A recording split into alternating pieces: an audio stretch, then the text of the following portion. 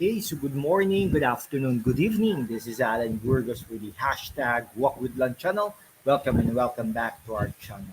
Guys, if you are not yet subscribed to our channel, please do it so now so that you can be a part of this growing family. We are now officially 7,758 subscribers. Thank you so much, guys. God bless you all. So, ang pag-usapan po natin today ay yung reaction po ni Senate President Jesus Cudero sa pagre-resign ni Vice President Sara Duterte bilang Secretary ng Department of Education at Vice Chairperson ng NTF-ELCAC. No? Sabi ni Senate President Jesus Cudero ay matagal na dapat ito na nangyari, no? Yung pagre-resign ni Vice President Sara Duterte bilang parte ng gabinete ng Pangulong Bongbong Marcos. No? Talagang ini-expect na ito, no? According to him, dahil nga po sa world war between pamilya ng Vice President Sara Duterte at tsaka syempre yung pamilya ni Pangulong Bongbong Marcos, no? Yun, bilang Secretary ng Department of Education at Chairperson ng NTF-ELCAC, no? Pero sabi rin po ni Senate President Jesus Cudero ay nirerespeto niya ang desisyon ng ating pangalawang pangulo at talagang nagwi-wish siya ng maging okay, no, ang desisyon na ito, no? So naniniwala din siya ng resignation niya ay talagang hindi na maiiwasan, no? From the time nung ang kanyang amain na si dating Pangulong Rodrigo Roa Duterte at ang kanyang mga kapatid ay nag-umpisa na atakihin, no, ang Pangulong Bongbong Marcos at ang parte ng unang pamilya ng ating Pangulong Bongbong Marcos.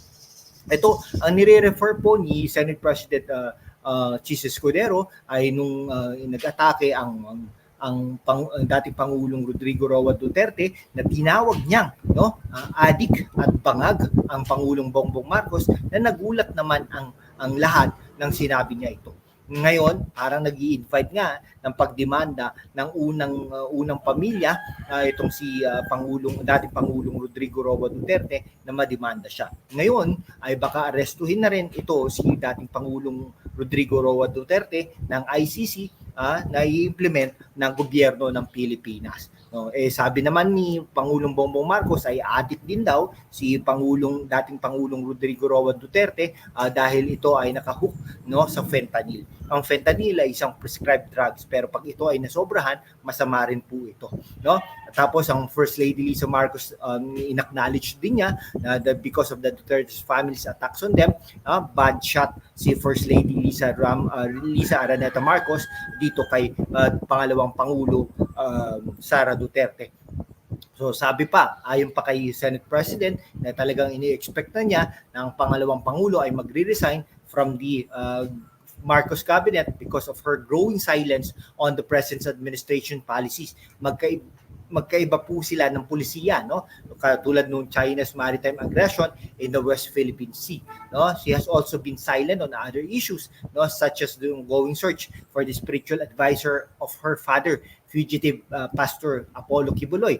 Until now, hindi pa po nahahanap yan over dun sa allegation ng trafficking at saka child abuse charges, no? At saka syempre, isa pa pong difference nila ni Pangulong Bongbong Marcos ay yung bagong Pilipinas hymn at saka yung pledge, no?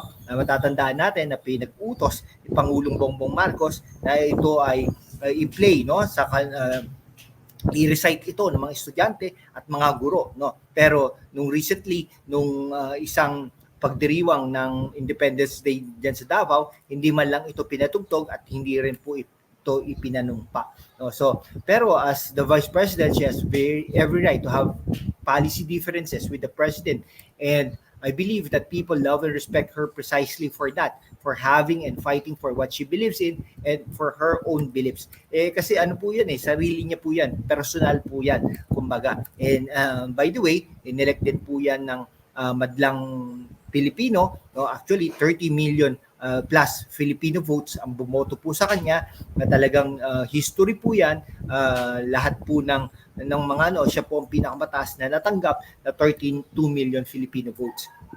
Okay? So sabi naman ni Chis Escudero, talagang nirerespeto niya ang proseso na ito at yung journey niya ay talagang wini-wish niya na mag-continue siya to serve our people as our Vice President. Okay? Sige, hanggang dito na lang po mga kaibigan ko. Maraming salamat po sa inyong lahat. Please continue on helping, serving, and sharing, and subscribing this channel. Thank you so much guys. God bless you all.